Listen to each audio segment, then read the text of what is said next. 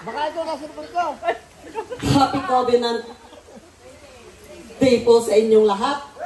Mga kapatid ko, ako po'y nagpapasalamat sa inyong lahat sa mainit yung pagtanggap sa buong pamilya.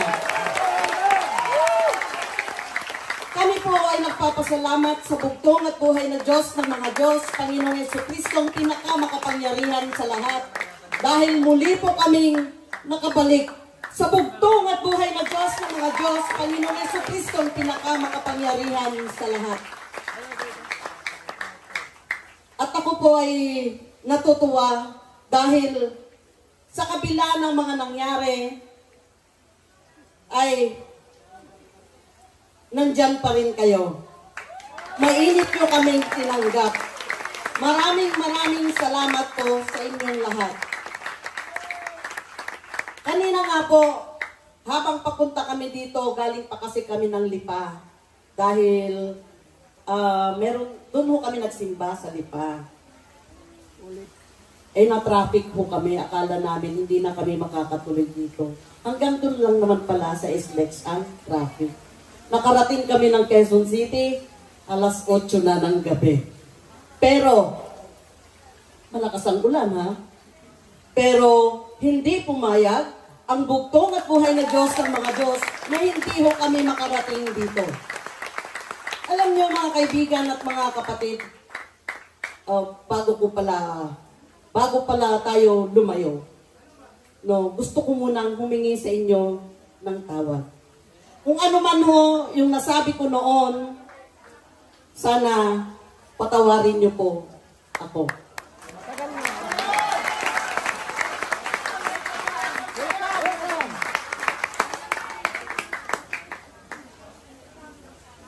At alam niyo ba, pag-akyat namin dito, pagpasok pa lang, paakyat pa lang ho, dito sa San Juan Banyo, kinakabahan na ho ako. Kasi, unang-una po, iba na naman ho ang aking mga makakadaupang palad. Pero, laking pasasalamat ko sa bugtong at buhay na Diyos ng mga Diyos, Panginoong Jesucristo ang pinakamakapangyarihan sa lahat dahil masaya niyo kaming sinalubong. Ito po ang ipinagmamalaki ko sa aking iniwanan na ang mga tao dito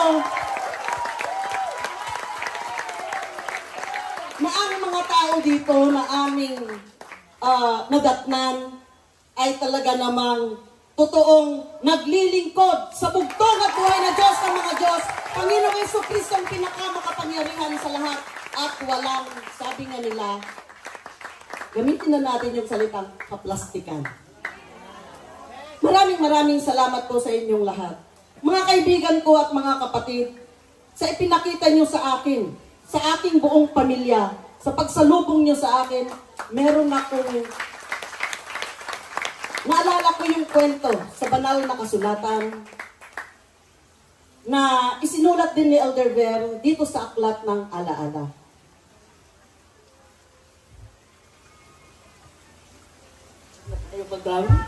Basahin ko na lang ito. Sabi nga ho, sa Genesis 33:4, siya ay patakbong sinalubong ni Esau. Niyakap ng mahigpit at winagkan, at nag-iyakan ang magkapatid. Ewan ko kung napansin ninyo ang napakagandang tagpong ito sa banal na kasulatan.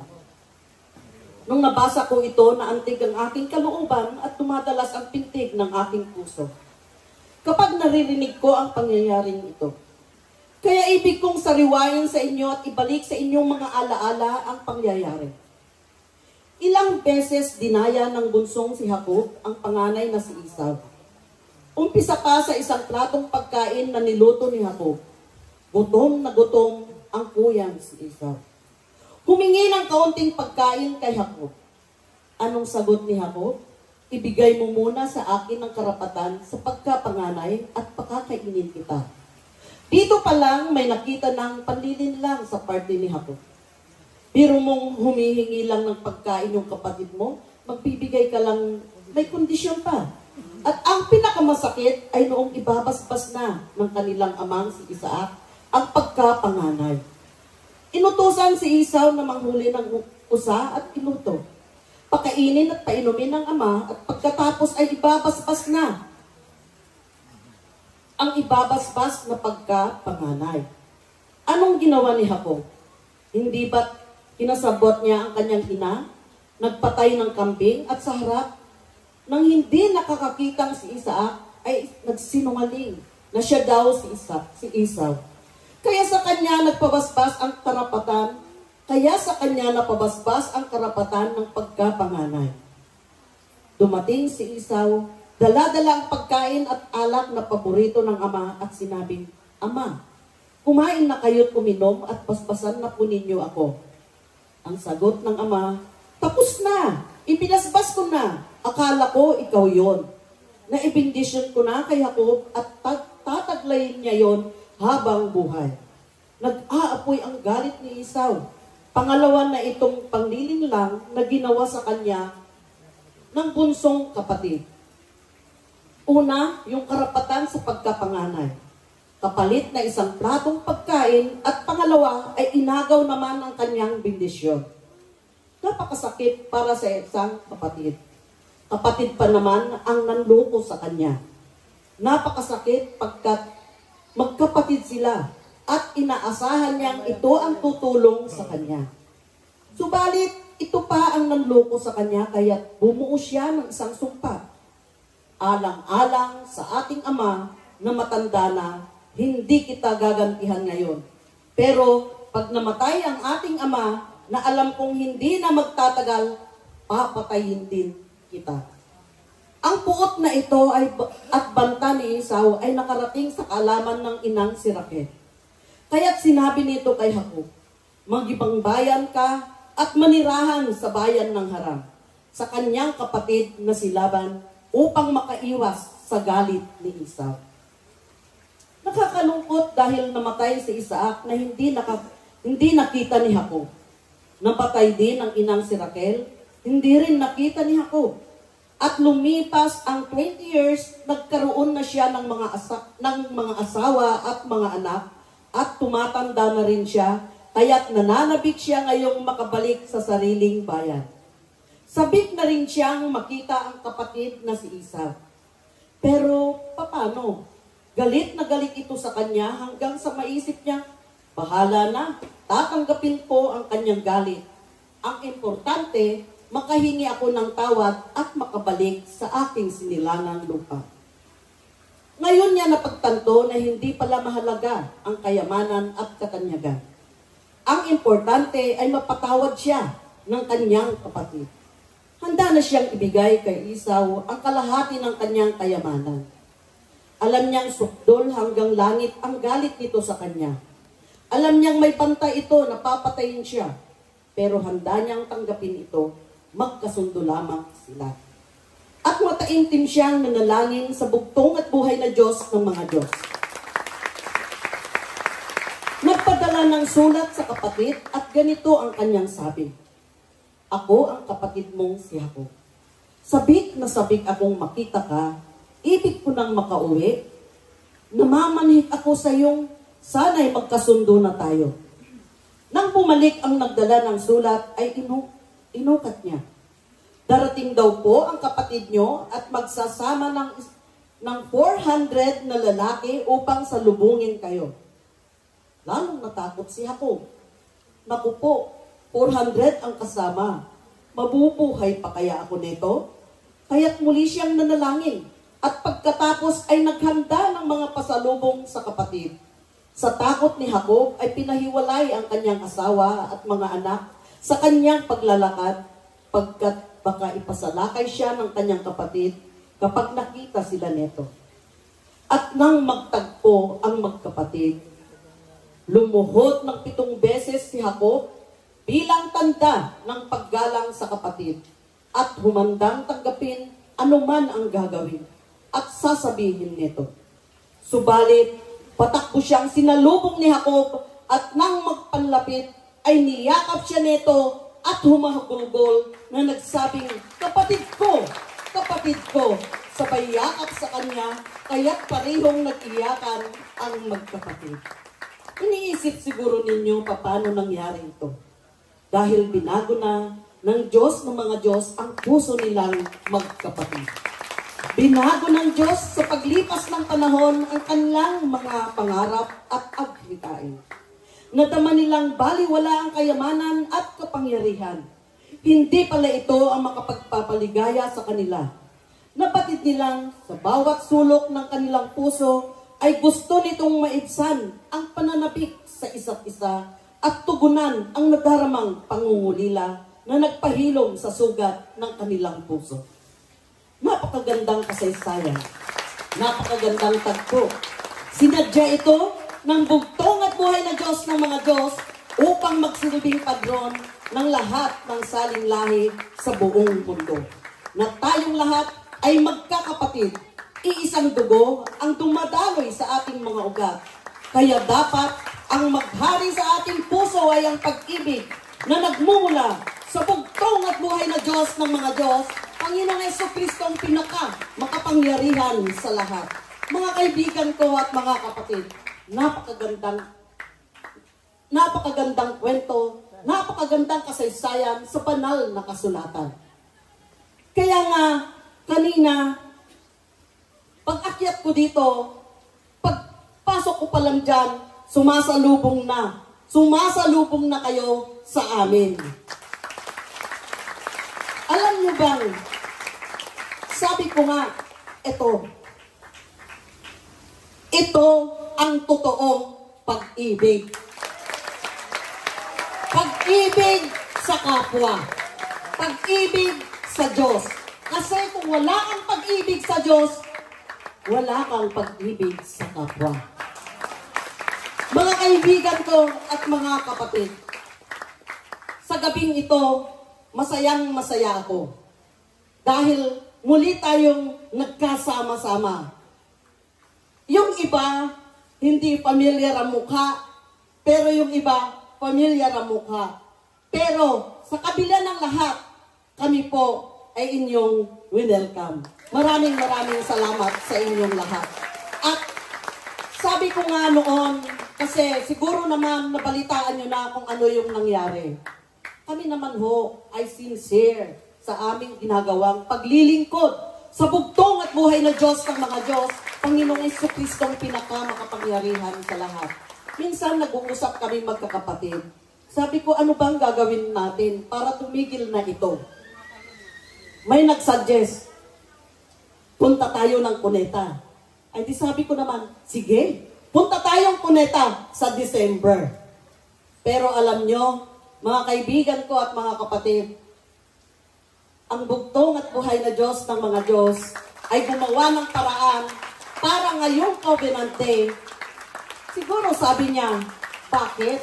Bakit December pa? Meron namang Covenant Day. Dapat doon kayo pumunta. Alam niyo ba, mga kaibigan at mga kapatid, binigyan ako ng isang pagsubok ang bugtong at buhay na Diyos ng mga Diyos. Pagsubok na ito yung ginawa niyang paraan, hindi lang yung nangyari sa taong sinamahan namin. Kundi, binigyan niya ako ng pagsubok para yung pag-aalinlangan ay mawala sa akin. Noong, kwento ko na, noong last week, hindi itong week na ito, last week pa, Wednesday, biglang sumakit ang ulo ko. Hindi ko maintindihan kung ano yung sakit na yon. So maghapon ng Wednesday, hanggang nakatulog ako ng gabi, hindi ko talaga maintindihan bakit may kumikirot at saka masakit itong side na ito. So ang ginawa ko nung gabi, dahil kumikirot inunanan ko yung power password na maliit. Mga kaibigan at mga kapatid, mula nung nangyari yung yung masamang nangyari sa kabila, hindi ko na ho ginamit ang produkto doon. So ginamit ko yung dati, kay Elder Verpa, kay Father Lahi, yun ho ang ginamit ko na muli. Inunanan ko ang maliit na power password, Covenant power,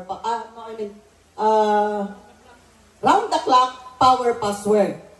Tapos, idinikit ko yung power ID na galing pa kay Elder Ver. Marami ako noon eh. Hindi ko yun, ipinamigay. So, natulog ako, hindi mawala yung sakit. Parang tumitindi ang sakit. Sabi ko nga, parang ma-hospital yata ako. So, sabi ko, ano kaya ito? Dahil pagka itong kamay ko, itong palad ko, pag itinikit mo dyan, parang masakit. Hindi pwedeng idampi, hindi pwedeng idikit doon sa aking anit. Kaya nung hindi ako makatulog, sabi ko, buktong at buhay na Diyos, anong gagawin ko? Alam kong ikaw ang pinakamagaling na manggagamot. Sabi ko gano'n. Marami akong banal na langis dyan, pero ayaw kong gamitin yan. Dahil alam ko kung saan nanggaling yan. Sabi ko gano'n. Yun talaga ang sinabi ko sa buktong at buhay na Diyos. Alam nyo mga kaibigan at mga kapatid, hindi ko alam kung ako'y napapikit lang or nakatulog. Pagpikit ko ng aking mata, nakita ko yung banal na langis na kulay pink, nakakahunta dito ho sa aking noo. Kaya paggising ko ng madaling araw, 3:30 na yata yun, nakatulog ako. Paggising ko ng 3:30, binuksan ko ang aking cellphone dahil tinignan ko nga ang oras. Then, nung in-scroll ko, lumabas the original Back to Christ. So, nakinig ako. Nanood ako.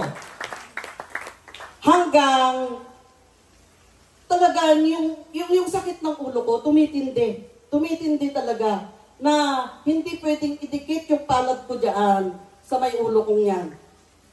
Tapos napapangiwi na ako pagka kumikirot. Sabi ko, ano kaya ito? Maya-maya, paglabas ni Brother Jerry sa kwarto, ginawa ko para pumunta ako sa tindahan. Naligo ako. Sabi ko, baka mawawala ito. Siyempre, maaaliw ako pag maraming customer. Makakalimutan ko yung sakit na nararamdaman ko. Kasi ganun ako kuminsan pagka may nararamdaman ako, kailangan magtrabaho ako, gumawa ako, hindi pwedeng nakahiga. So pumunta ako pero bago ako pumunta ng tindahan, sabi ko kay Brother Jerry, binigyan ko siya ng 250. Bumili ka ng banal na langis. Ano? Sabi niya, bumili ka ng banal na langis sa Kamyas. Ang tapang ko, no? Bumili ka ng banal na langis sa Kamyas. Banal na langis? Oo, bumili ka ng banal na langis sa Kamyas. Sabi ko gano'n. So, umalis na ako, pumunta ako ng tindahan. Pero hindi pa rin talaga, parang lumalala na hindi ko na maitikit yung Ang ginagawa ko, kumukuha ko ng supply, ginaganyan ko na lang. Sabi ko, wag naman bugtong at buhay na Diyos, baka ako'y matumba dito. Pero sa dami nga ng tao, kuminsan, nakakalimutan ko, pero yung pain nandyan lang, na napapangiwi talaga ako. Pagdating ng 10:00, dumating si Brother Jerry. Dalang plastic bag na maliit. Sabi ko, asan? Nagkataon, nawala ng tao. Sabi ko, asan ang banal na langis? Sabi niya, ayan, nandyan. Kung kinuha ko kaagad, binuksan ko, nakita ko ang power ID. Pinasa ko yon. Tapos, binuksan ko ang banal na langis. Uminom ako ng banal na langis. Sabi ko, ito na. Ito yung totoo. Ang pait. Sabi ko ganun, grabe ang pait.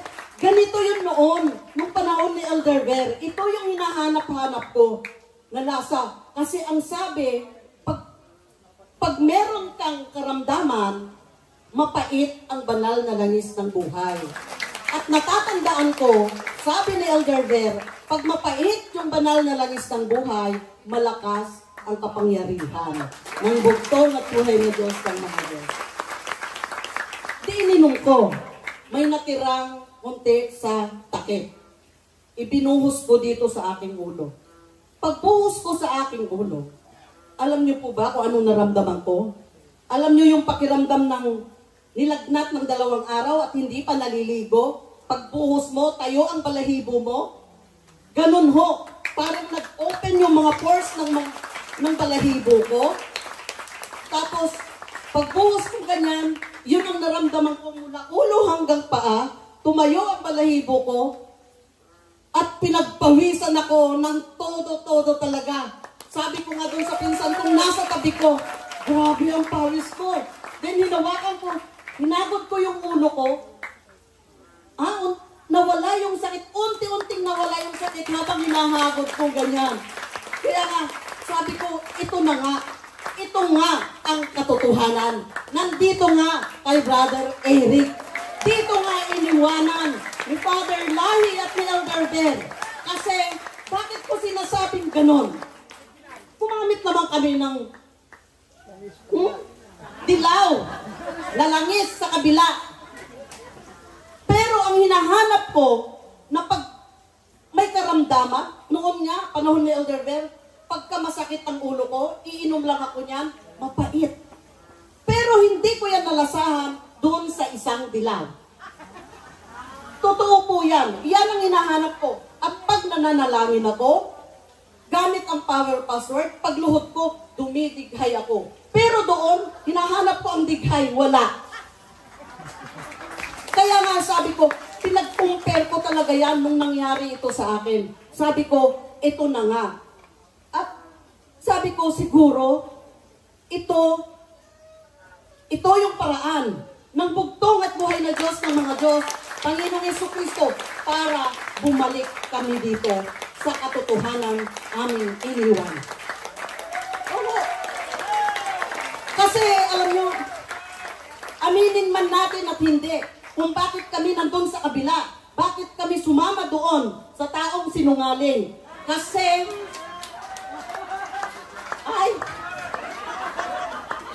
sorry sir. Kasi, anak siya ni Elder Ben. That's the point. Yun lang. Anak siya ni Elder Ben, kaya kami sumama sa kanya. Yun lang naman eh. Dahil ang ano bang kasabihan? Siyempre, ang mana, ibibigay sa anak. Mali pala. At ang kasalanan namin, hindi kami nakinig sa kabila. Iisa lang ang pinakinggan namin.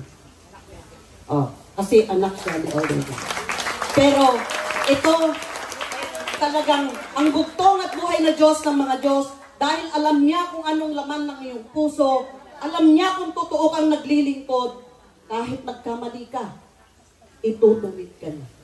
Dadalhin ka niya sa katotohanan. Hindi po pwedeng masayang yung pinagpagalan mo, na ikaw mismo, sarili mo, sabi mo, totoo naman ang paglilingkod ko, pero mali pala yung sinamahan mo. Kaya itutuwid ka ng bugtong at buhay na Diyos ng mga Diyos. Bibigyan ka niya ng pagsubok, para dito, malalaman mo na ikaw pala ay mali. Kaya nga, sabi ko, ito na yung panahon. Kaya siguro sabi ng bugtong at buhay na Diyos, bakit December pa? Ngayon na, Covenant Day. Hindi po pwede sa December, ngayon na. Dahil, yun nga, ang plano ko yun, December. Yun ang usapan namin magkakapatid. Sa December, atin tayo sa Cuneta. Hindi natin sasabihin sa kanila. Imagine?